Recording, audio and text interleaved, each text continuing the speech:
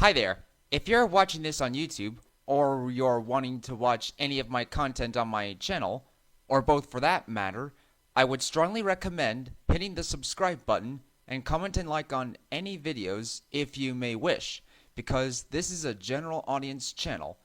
Also, this video is not made for kids, it is for older fans and adults alike. So please sit back and enjoy the video.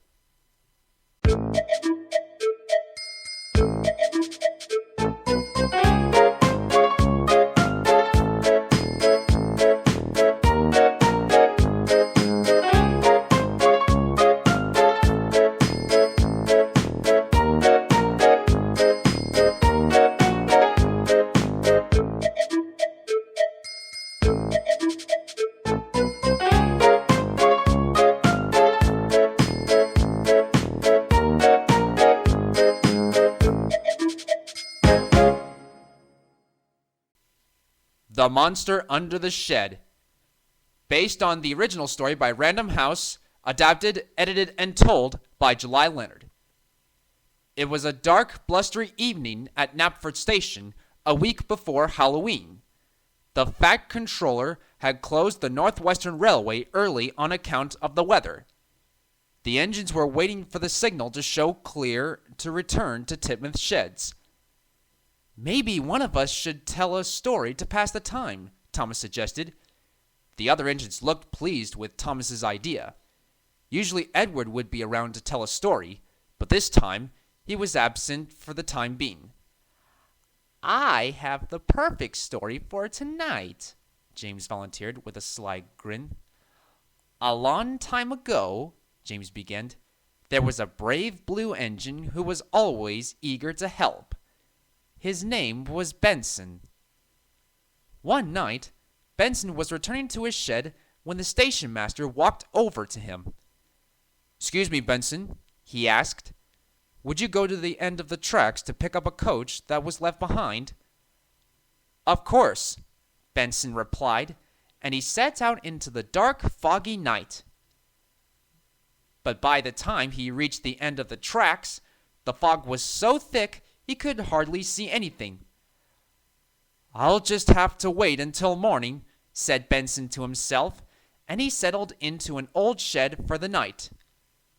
Late that night, the little blue engine awoke to a noise coming from below the shed.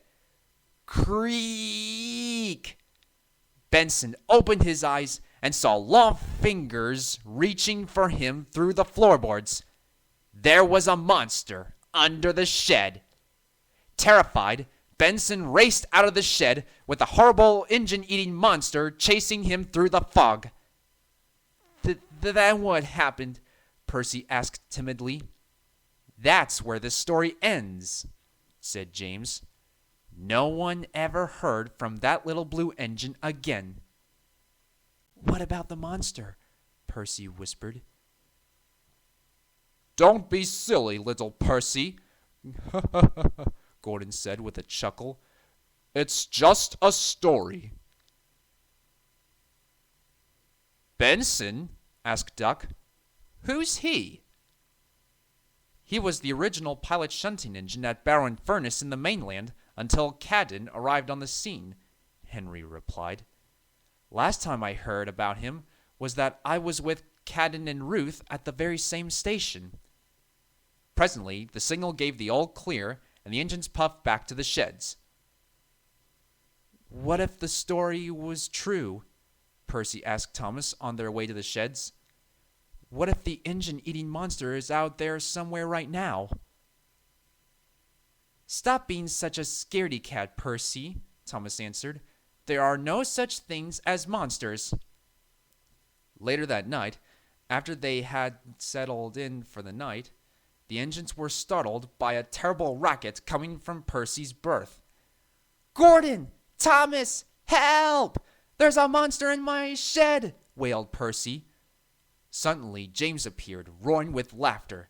He had been rattling some scrap metal behind the sheds to frighten Percy. "I'm a monster! I'm a monster!" James shouted. Percy was embarrassed for making such a fuss. "It's okay, Percy," said Henry. "Sometimes good imaginations think bad thoughts." Later that night, Thomas woke with a fright. He heard a strange noise. Scratch! Scratch! "Stop it, James!" Thomas yelled, but James was sound asleep. "Scratch! Scratch!" "If it's not James, then maybe I really do have a monster under my shed," thought Thomas, and he stayed awake all night just to be safe. Thomas was awfully tired when he met Percy at Brendam Docks the next morning. "Did you hear any other strange noises in your shed last night?" Thomas asked. "Not after James's silly prank," Percy replied. Now Thomas felt silly for himself for staying awake all night. Just then, 2 familiar horns sounded, and Ari and Bert, the Ironworks Diesel twins, arrived to collect some empty trucks to take to Croc's scrapyard to fill up with scrap iron for the ironworks. "Well, well, well," sneered Ari. "Fancy being scared of some engine-eating monster at night," added Bert, and they laughed. "That's enough, both of you," snapped Cranky. "And what's this I hear about some engine named Benson?" "Well, let's just say that Benson," stammered Ari, "was smelted at our ironworks," finished Bert, and they rolled away. "Why do I find that hard to believe?" muttered Thomas sleepily, and puffed away. By the middle of the day, Thomas was very sleepy and running far behind schedule. Henry pulled up beside him. "You look as if you could use some special coal," said Henry. "Oh, I'm just a little tired," Thomas answered. He didn't want anyone to know that he'd been too frightened to sleep. By the time Thomas reached Wellsworth Yard, James sped by with the express. "What's the matter, Thomas?" he called. "Monsters keeping you up at night?" And James disappeared down the line, laughing loudly. By the end of the day, Thomas barely had enough steam to make it back to Titmoth. The other engines were telling stories again, but Thomas headed straight to the shed. Sometime that night, Thomas woke with a fright. Scratch! Scratch! The noises were back, and they were definitely coming from under the shed. "Who's there?" Thomas whispered into the dark. "Creak! Creak!" came the answer. "Go away, monster! Get out!" Thomas ordered as he closed his eyes tight. Thump, thump, thump, thump. The noise was getting louder and closer. "That will surely wake the other engines," Thomas said to himself. "They'll save me from the monster." But the other engines didn't stir. Thump, thump. "It's just outside the door," Thomas yelped. "There's its head! Help! Gordon!" Thomas whispered. But only the monster heard him. Thump, thump, thump, thump. Hence the doors of Thomas's shed began to rattle on 5. Then came bang, bang, bang, bang. "It's trying to get in," thought Thomas. Then suddenly, the banging stopped. Thomas was too frightened to move. He peered out into the dark, and there it was, the horrible engine-eating monster. Thomas could see its eyes glowing in the night. Thomas clamped his own eyes shut and screamed, "Gordon! Henry! Percy! James!" he cried. "Save me from the monster!" "Thomas," said Gordon, laughing, "open your eyes." "What are you laughing at, Gordon?" snapped Thomas. "There's a monster right outside my shed." "Not anymore," Gordon replied. "Now the monster is inside your shed." Thomas opened one eye very slowly. "A hedgehog?" Thomas yelled in surprise. "I was afraid of a tiny little hedgehog?" Now the engines all laughed, and Thomas laughed with them. "Percy has a good imagination, Thomas, but I think yours is even better," said Gordon with a chuckle. "I think you're right," agreed Thomas. "It's the only thing in the world that could turn a tiny hedgehog into a big, scary monster." The following morning, Henry went to his forest to release the hedgehog, and James apologized to Percy and Thomas for his prank. "But what about Benson?" Percy asked, puzzled. "What about me, you asked?" said an unfamiliar voice. Then a whistle sounded, and out came a black tank engine. He had 2 small wheels in front and 4 drive wheels behind. "Benson?" Percy, Thomas, and James exclaimed in chorus. "But we thought you've been scrapped," exaggerated Thomas. "Or so you think," replied Benson.